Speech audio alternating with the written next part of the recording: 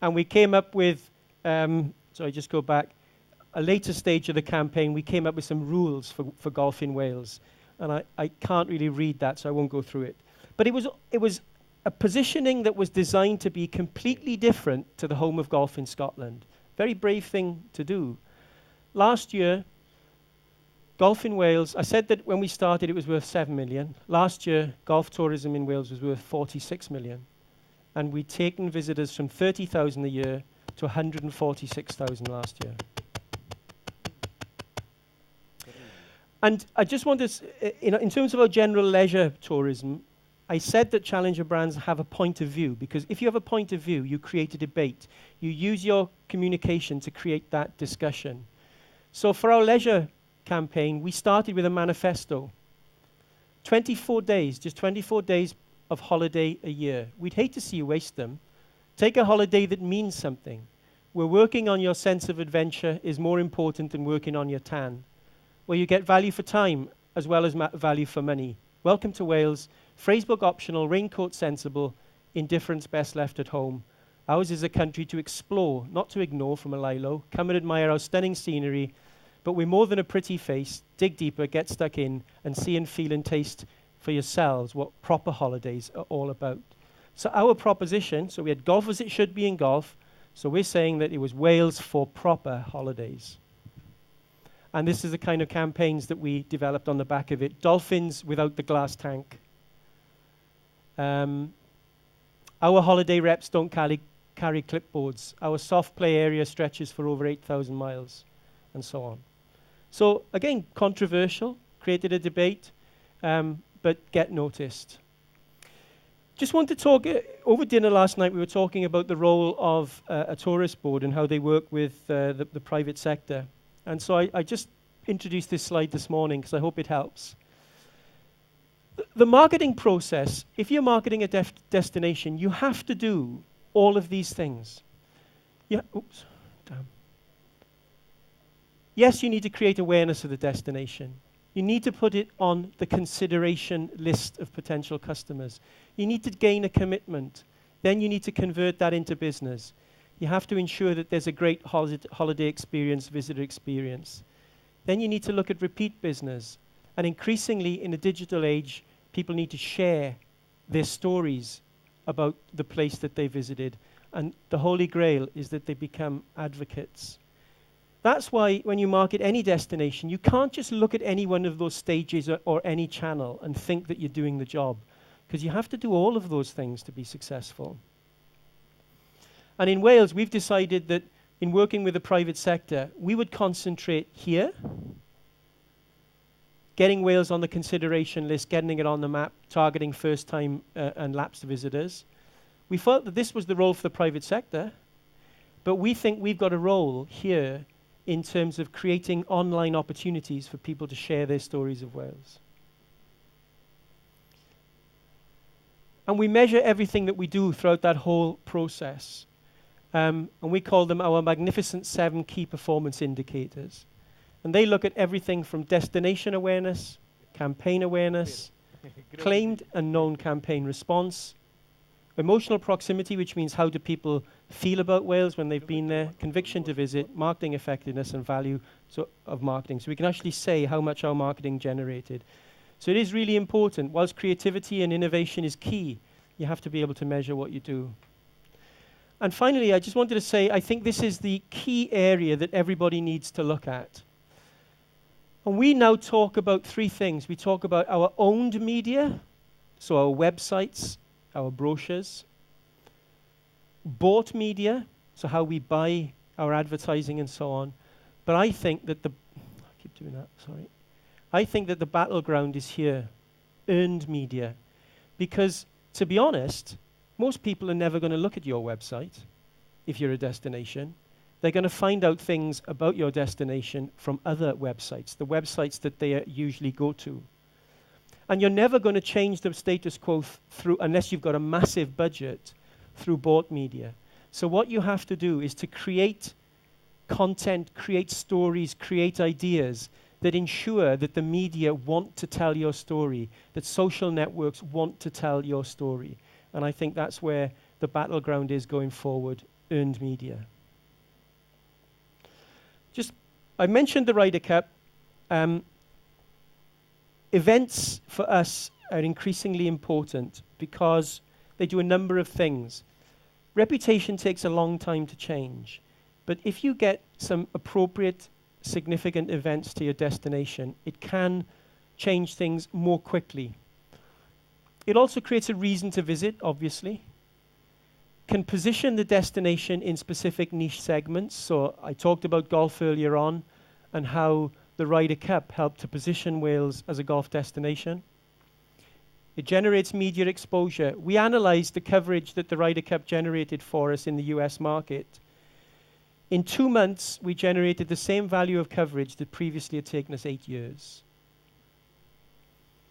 It reaches audiences that don't listen to tourist board communication, because if you work with the right partner, you talk to their markets and they listen to brands rather than destinations.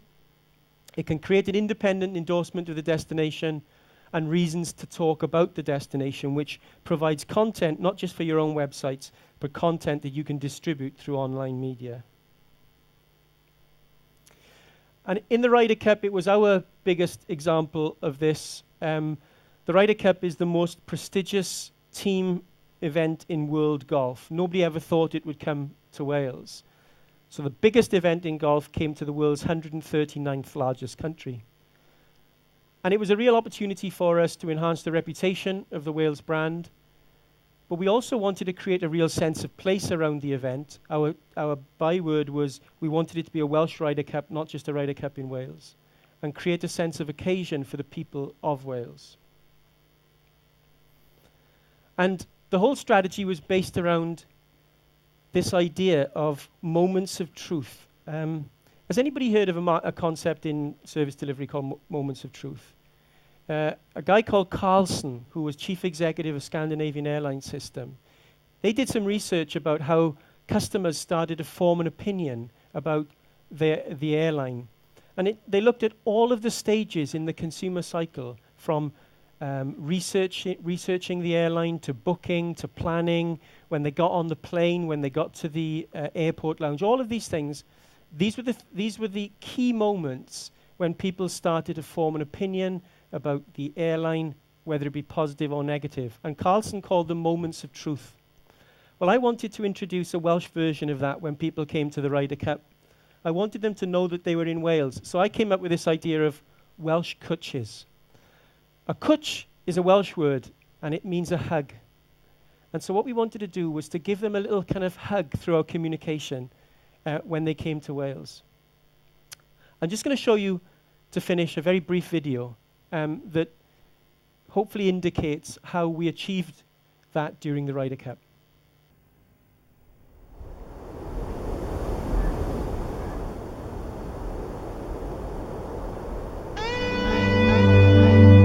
Everybody knows the Ryder Cup. They may not know Wales, but they do now. Walking through the course, you can hear Europeans, Americans, and I mean, the fact that they come here, and of course they'll see this fantastic course at the Celtic Manor, but also they'll have an understanding of Wales.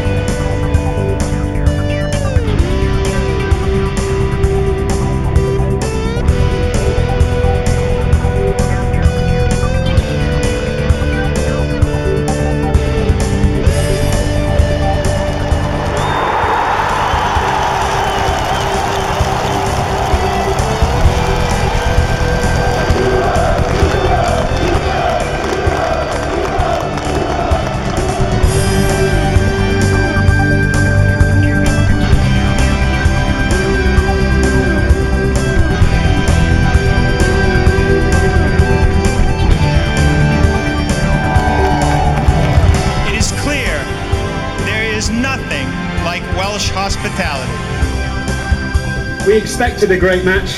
We expected great support. The world was watching, and Wales delivered.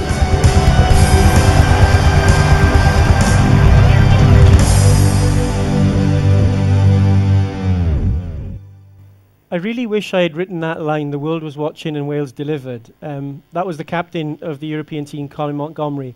And it's just an example of how a major event can create endorsement, create media coverage, and create reasons to talk about your destination. I said at the start that I didn't want you to be magicians, but I wanted you to be pirates. Steve Jobs, chief executive of Apple, said this: "It's more fun to be a pirate than to join the Navy."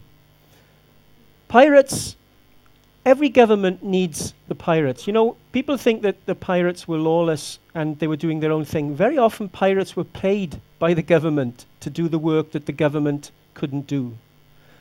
And I think us marketeers, people who are involved in marketing, need to be pirates. We need to start doing things and breaking the rules, taking a few risks, doing things that the government can't always do. It's very difficult for me now. I'm director of marketing for the government. But I genuinely believe that you need to have this mentality. You need to write your own rules. And if you do, hopefully you can all become marketing pirates and you can ensure that your destination is really talked about. Thanks very much.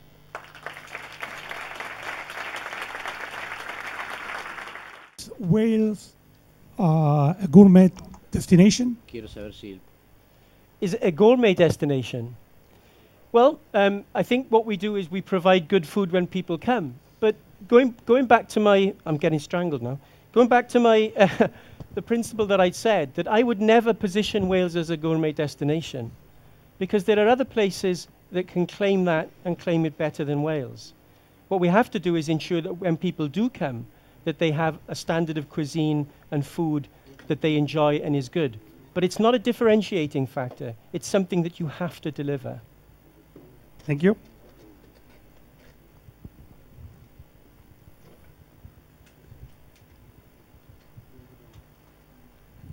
¿Cuáles son los 2 o 3 casos de desarrollo de posicionamiento y marca país que más te han llamado la atención o crees que están en el camino correcto? No, it's not coming through. Sorry, that wasn't coming through on the translation. I can't pick it up. Can somebody?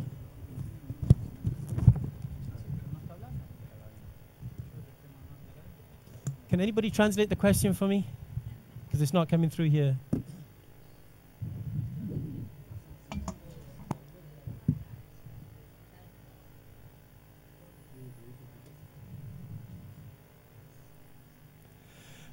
I mean, it's probably an example that a lot of people use, but I would say New Zealand have done the job extremely well.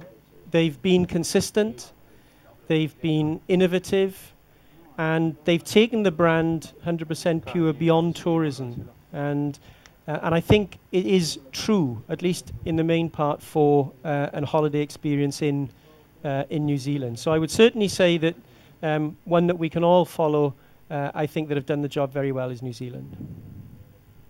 Oh, you wanted 3? Oh, right. Right. Well, I think probably one that you would all be familiar with, that was not a formal, at least so far as I'm aware, a formal branding exercise, but something that really transformed or helped to transform the fortune of a destination, which was I Love New York. Which was really simple and straightforward. And it was aimed as much at the people who lived in New York as it was about the external market. And it was simple, straightforward, and everybody could get behind it. So I've 2. I'll leave you with 2.